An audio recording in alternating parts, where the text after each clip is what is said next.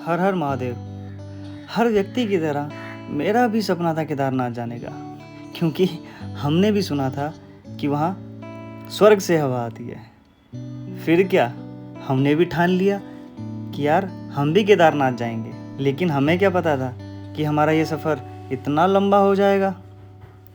पिछले 2 साल में इतनी सारी परीक्षाएं देने के बाद आखिरकार आज वो दिन आ ही गया, जिस दिन मैं अपने प्रभु से मिलने केदारनाथ जा रहा हूँ। और इस सफ़र की शुरुआत होती है 16 जून 2023 को। और इस खूबसूरत सफ़र में हमारा साथ देते हैं हमारे बचपन के मित्र अविनाश जी। फिर क्या, निकल पड़ते हैं हम दोनों एक खूबसूरत मंजिल की ओर। लगभग अपने शहर से निकलने के बाद हम दोनों छोटे मोटे स्टॉप लेकर, नाश्ता कर कर और एक खूबसूरत रास्तों के मज़े लेकर पहुंचते हैं अपने पहले पड़ाव गुप्त काशी की ओर। और हमारा आज रात का पड़ाव होता है गुप्त काशी, जो कि ये शहर दिन के मुकाबले रात में बेहद ज़्यादा सुंदर लगता है। और एक प्यारी सी रात गुजारने के बाद हम लोग यहाँ से निकलने की तैयारी में लग जाते हैं। तो फाइनली हम लोग उठ चुके हैं और तैयार हो चुके हैं हम दोनों के दोनों, और हमारे बैग भी सब पैक हो चुके हैं। और इस टाइम बाहर का नज़ारा कुछ ऐसा है, दिन निकल चुका है, समय हो चुका है तकरीबन तो कितना हो रहा है, 5 बजने वाले हैं। और इस टाइम ये नज़ारा है सुबह। गुप्त काशी मार्केट है ये, और हम यहाँ रहे थे। और गुप्त काशी एक रात गुजारने के बाद हम लग जाते हैं अपने अगले दिन की तैयारी में। तो हमारा पहला टास्क होता है अपने बैग्स को अच्छे से पैक करना और उसको स्कूटी पर सेट करना। फिर क्या, निकलते हैं हम अपनी अगली मंजिल की ओर, जो कि यहाँ से केदारनाथ अभी भी 50 किलोमीटर समथिंग रह जाता है। और ये सफ़र को तय करते करते हम सीधे पहुँचते हैं गौरीकुंड। और गौरीकुंड वह जगह है जहाँ पर सारी गाड़ियों की पार्किंग होती है। तो हमें भी अपनी स्कूटी यहीं पार्क करनी थी और यहाँ से फिर आगे पैदल ट्रैक के लिए बढ़ना था। तो फाइनली हम लोगों को पार्किंग मिल गई है, और पार्किंग ये रही इस टाइम। और ये पार्किंग रही, ये एरिया देख लें याद के लिए कि हमने गाड़ी यहाँ खड़ी कर रखी है। 2nd फ्लोर है। सोनप्रयाग में स्कूटी पार्क करने के बाद अब हम बढ़ते हैं आगे की ओर, क्योंकि हमें लाइन में लगना था। क्योंकि ऑलरेडी लाइन 2-2.5 किलोमीटर ज़्यादा लगी हुई थी, तो हमारे पास कोई चारा नहीं था, इसलिए हम भी अब इस लाइन में लगते हैं। लाइन में लगने के बाद आगे की ओर बढ़ते हुए हमें अपना रजिस्ट्रेशन चेक कराना होता है, क्योंकि बिना रजिस्ट्रेशन चेक कराए आप आगे नहीं जा सकते। हमारा वेरिफिकेशन दोनों का हो गया है, और अब हम आगे सोनप्रयाग टैक्सी की लिए निकल रहे हैं आगे की तरफ, जिसका लाइन रजिस्ट्रेशन चेक होने के बाद हम निकल पड़ते हैं अपने अगले पड़ाव के लिए। क्योंकि हमें गौरीकुंड पहुंचने के लिए टैक्सी करनी होती है, तो इसलिए हम जल्द से जल्द टैक्सी ढूंढने में लग जाते हैं। क्योंकि यहाँ से गौरीकुंड पहुंचने के लिए आपको टैक्सी की ज़रूरत पड़ती ही पड़ती है, वरना आप 5 किलोमीटर का ट्रैक पैदल करके जा सकते हैं। आखिरकार 15-20 मिनट भटकने के बाद हमें एक टैक्सी मिली जाती है, जो कि हमें गौरीकुंड तक छोड़ती है। गौरीकुंड पहुंचने के बाद यहाँ मैया के दर्शन करके मैं और अविनाश दोनों कुंड की ओर प्रस्थान करते हैं। फिर एक एक करके हम दोनों स्नान करते हैं, और स्नान करने के बाद हम दोनों आगे की तैयारी में लग जाते हैं। हल्का फुल्का ऐसे खा के चलते हैं, और ये बैग भी यहाँ रखना है। और अभी चाय बोली है दीदी को, चाय आते ही और थोड़ा सा हल्का फुल्का नाश्ता करके निकलते हैं। गौरीकुंड से हल्का फुल्का नाश्ता करने के बाद मैं और अविनाश निकल पड़ते हैं अपने अगले पड़ाव के लिए, जो कि है बाबा का धाम।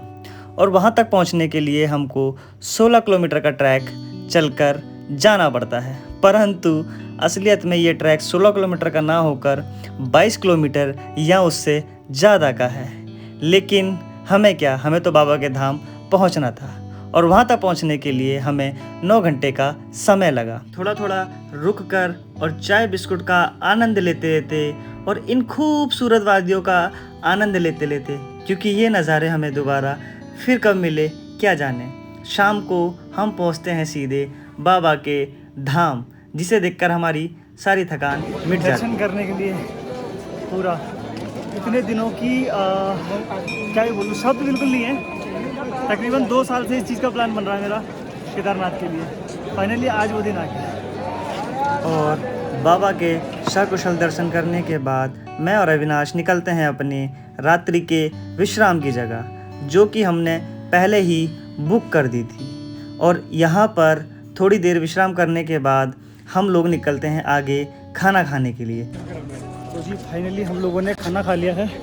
ये तिवारी होटल से 2-2 आलू के पराठे खाए, मस्त पेट भर गया है। अब सोने का प्रोग्राम सेट सीधे। और अभी हैं हम जहाँ हम रुके थे उस टेंट में, और पड़ रही है बारिश बहुत तेज़ से।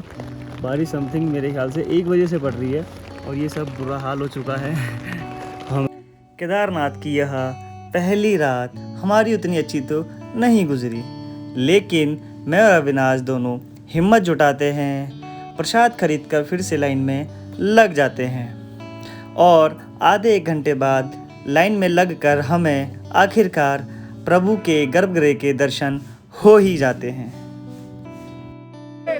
जयकारा वीर बजरंगे, हर हर महादेव, हर हर हर हर महादेव, जय हो भोलेनाथ की।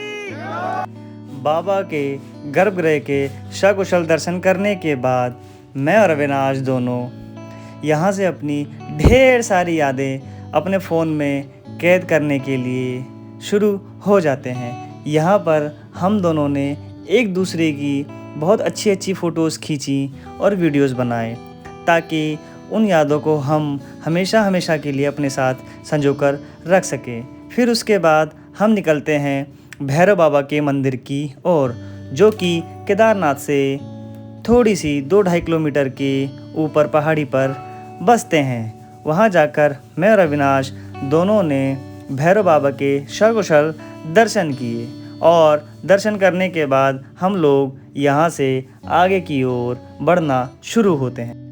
भैरव बाबा के सकुशल दर्शन करने के बाद मैं और अविनाश निकलते हैं आगे की ओर, परंतु रास्ते में हमें एक भंडारा मिलता है, और उस भंडारे का आनंद लेने के बाद आखिरकार हम लोग वापसी अपने घर की ओर चलते हैं।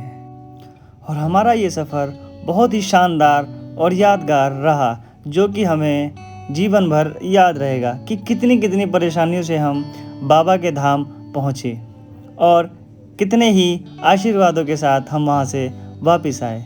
मैं भी आपसे यही कहना चाहूँगा, आप ज़रूर एक बार जीवन में केदारनाथ जाएं, क्योंकि ये एक अलग सा अनुभव है जो आपको बहुत ही अलग जगह और अलग रास्ते पर लेके जाएगा।